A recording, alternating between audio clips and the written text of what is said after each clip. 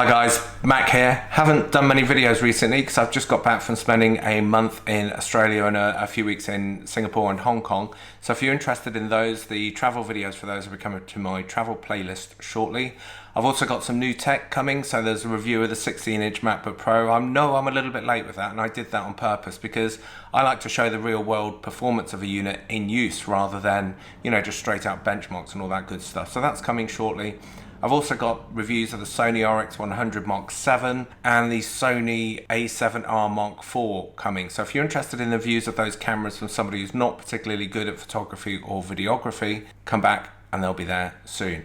Now, I got home to find that my 10 gig Ethernet switch had decided it didn't want to Ethernet anymore. Now, these things always happen when you have a ton of things to do with those devices. So I happen to have the best part of half a terabyte of virtual machines that I need to move for work. I've got tons of videos and photos that I need to take for the trips and get them across to my storage. So this was really inconvenient. Now, while I was considering moving this over just single, 1 gig Ethernet, it occurred to me we can actually use ThunderBolt 3 for networking. And I was curious to see what kind of performance we could get from just a straight Thunderbolt connection. So that's what I'm going to show you in this video. So have a look at this and we'll talk about it a little bit more in a moment.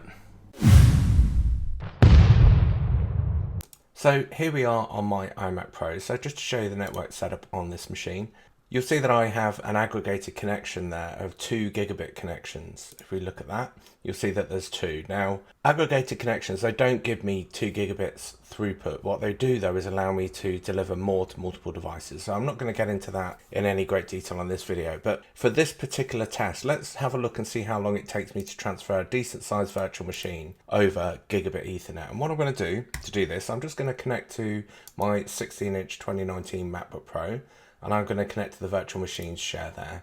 Now in there is a virtual machine there. That's my Windows work machine on my laptop. And as you can see, it's 59.8 gigabytes in size.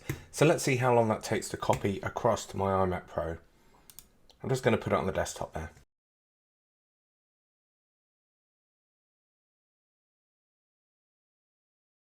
There you go, and it's done. And as you can see, it took quite a while, didn't it? So if you're moving around an absolute ton of data like I am, often moving, a few hundred gigabytes worth of virtual machines, for example, it gets a little bit frustrating. Now, here's the interesting thing. Let's jump across and have a look at the same test, but this time using Thunderbolt 3 as our network. Right, so what I've done is I've gone off and connected our Thunderbolt cable, and just to show you how I've done the networking, let's pop into here. You'll see that my gigabit Ethernet connection is currently connected. So what I'm going to do is just turn it off, and you'll see that I've got my Thunderbolt bridge. Now, I've manually assigned an IP address in here, so my laptop is running on 192.168.1.1 over the Thunderbolt connection, and my iMac Pro is on 192.168.1.2. So let's have a look at the difference in performance if I connect to the 1.1 address and copy that same file.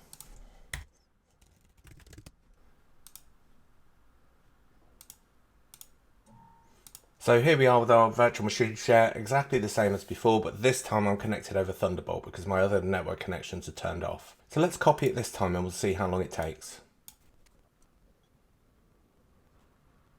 As you can see, that was bonkers quick.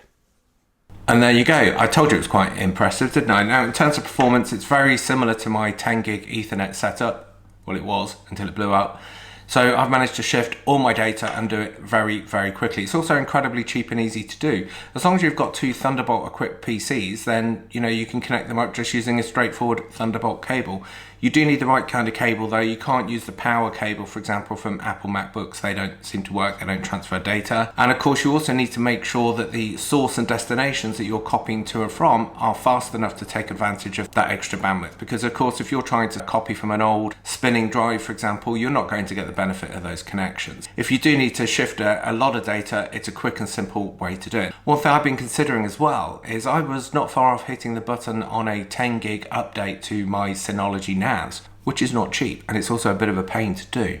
But it's occurred to me I might be better off just putting some fast storage on the back of one of my Mac Minis and connecting my iMac Pro to it with a Thunderbolt cable. Perhaps another video on that shortly. If you've got any questions on any of this, drop a comment in the section below and I'll do my best to answer them for you. And if I don't speak to you guys before, make sure you have a great Christmas. Catch you next year.